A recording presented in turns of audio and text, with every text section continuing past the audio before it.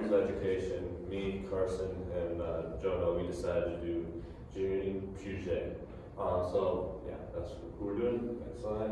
Yeah, so for culture and context, Junior Puget was born on August 9th in 1896, and he died in 1980. He's from Switzerland, small little European country, most notably known for being neutral in all the great world wars. What was it like as a child? As a child, he grew up with his mom and his dad. His dad was a professor, and his mom was, the most notable fact about her, was a staunch Calvinist. So, kind of interesting, I guess. As a child, he was always a prodigy. He really loved zoology and nature as a kid. He even wrote a letter when he was 10 years old to get access into a college-level library so he could do more research about different animals when he was 10 years old. Other than that, what we're going to talk about a little bit was what was it like during the 20th century in Switzerland. So there was a couple different things that were happening. The main ones were economic growth, political unrest, and then of course the Great War. So I'll start with economic growth. Switzerland by this point had become the wealthiest country in Europe by the 20th century per capita, so it was a very well-off place to live. And then there was a lot of political unrest. There was a couple of major revolts and strikes that caused the government and the workers to be a little bit unpredictable, so that part was not very stable. And then of course, during the middle of the 20th century, a bunch of great wars took place.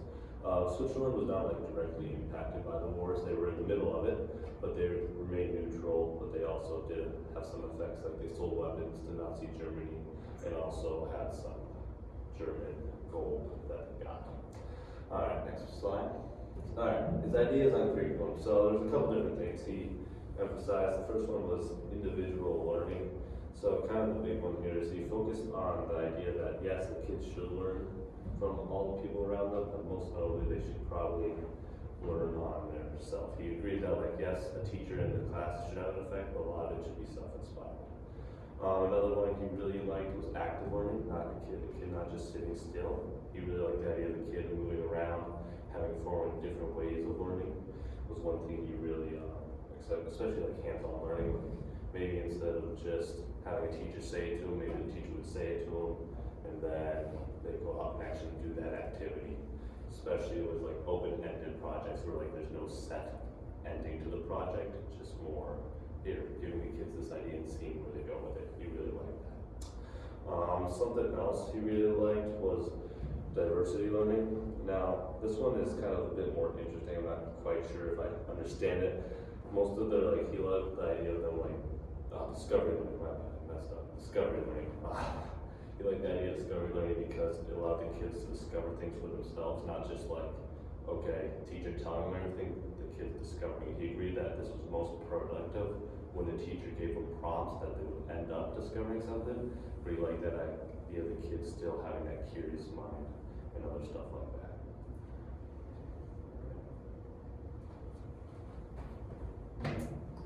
Alright, so up next we got Piaget's opinion on instruction and relationships. One of his notable quotes was that children construct understanding based on experiences. He was a major component in creating the more child-centered education type to succeed. A lot of people back in the day were more teacher-centered. So unlike that, Piaget was more child-centered. He was more existentialist and progressivism in his opinions. He really believed in children interacting with their environment in order to really grow themselves cognitively. He was very big on peer relationships to enhance learning, mainly within group projects. In elementary schools, he would have the students work together in projects around their homework, and this would greatly help them to advance cognitively. And as teachers, our large role is in cognitive development, and mainly within multiple approaches to get to our students, as all of our students are unique, so one approach will not work for all of them, but many different approaches will work. Next slide. So Piaget's influence on education. So he's very well known for developing the learning theory, which has 4 stages. The first of which is the sensory-motor stage. This takes place from about birth to 2 years old, and it's mainly the use of senses and basic actions such as sucking or touching something. The second stage is the pre-operational stage, which takes place from ages 2 to 7. This is mainly using words and associating words with pictures and interacting with others. So this was when he would have the students work in groups. The third stage is concrete operations, which is 7 to 11. And this is when students begin to think logically and they understand basic concepts such as math and science. And the last stage is formal operations, which this is more ages 11 and on. And this is as we begin to think abstractively and begin to resolve basic issues and kind of get our opinions on politics and stuff like that. And what he found was that all humans undergo these stages. However, some might develop faster than others. Some students might be in formal operations by age 10, some might be not until 13. So it really depends on the student and how they grow. And he actually developed the first theory to suggest that children's brains develop continually as they age throughout, from elementary to middle school. And how this has impacted schools today is that they're more focused on the children's interests and choices and within problem solving peers rather than straight curriculum based, more on what they want to do, so more elective course based. And finally, more on the individual development, both physically, cognitively, socially, and other things like that.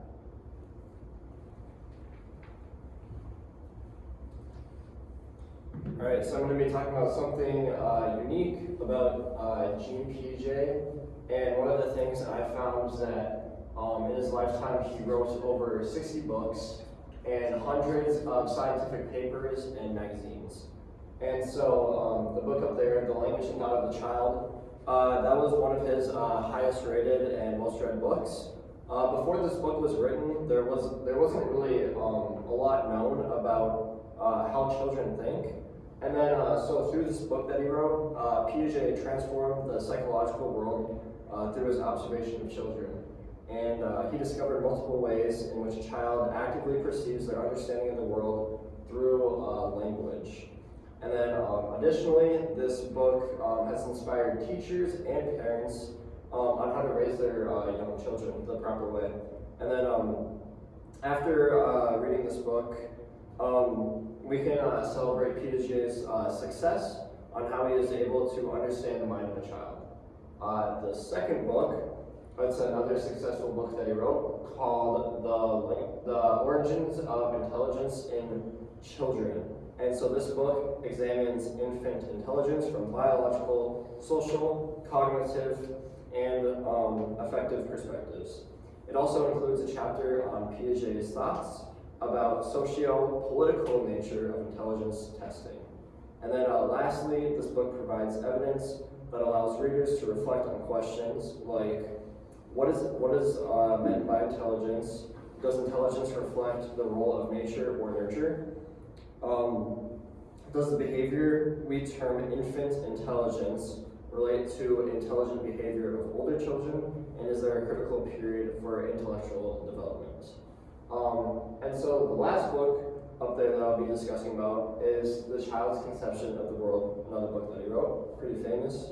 And so this book helps readers better understand children's psychology and how the reasoning powers of young children differ from those to adults.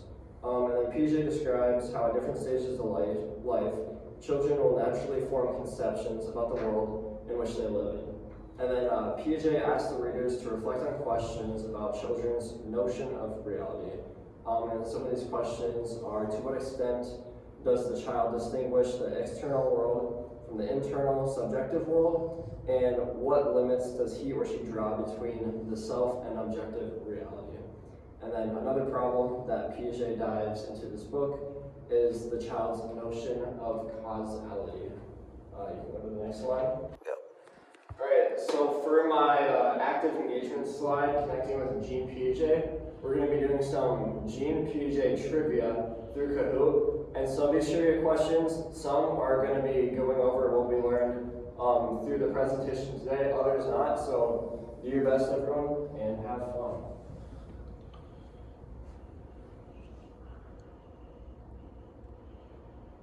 All right, we good?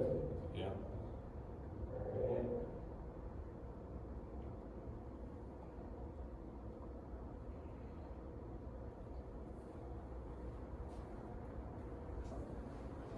Alright, so the first question is, where was Jean Piaget born?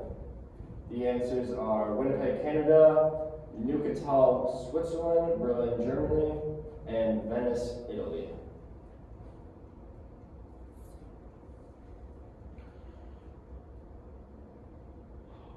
Correct answer is Neuchâtel, Switzerland. Congratulations, Zach. Let's go.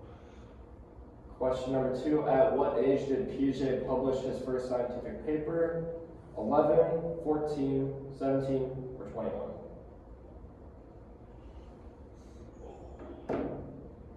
Correct, 11 years old. If you remember, Piaget was very smart when he was younger. He was a prodigy, as some people say, so he was super young when he wrote his first scientific paper.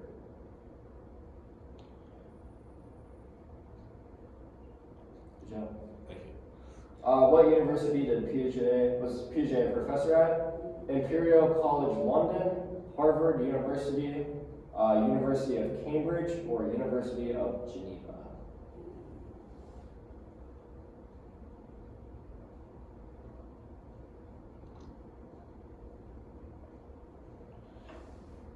The correct answer is University of Geneva. Size 3 for 3. And I did not share this with him prior. Alright, question 4. Piaget argued that children progress through 4 stages of development. Which option is not one of those stages? Pre-operational, sensory motor, socialization, or formal operational?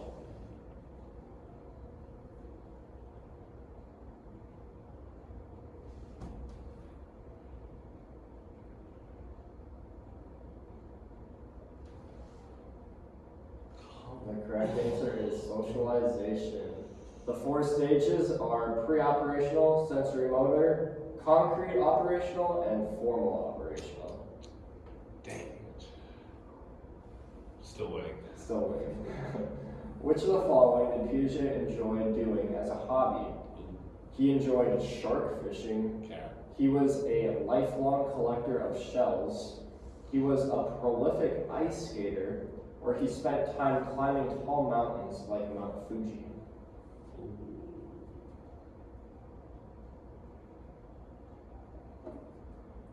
The correct answer is he was a lifelong collector of shells. No idea. And I think over his lifetime, it is either like 10 or 15,000 shells he collected. He was pretty good at that. What did Jean Piaget earn a PhD in?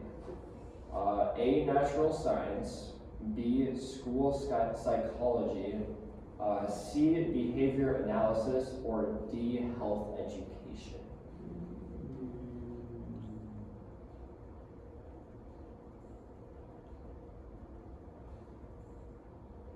Correct answer is natural I science. started off so good. That one was kind of tricky. Yeah. But, you know. What prize did Piaget win in 1979? Was it the Booker Prize, the Balzan Prize, the Nobel Prize, or the Pulitzer Prize?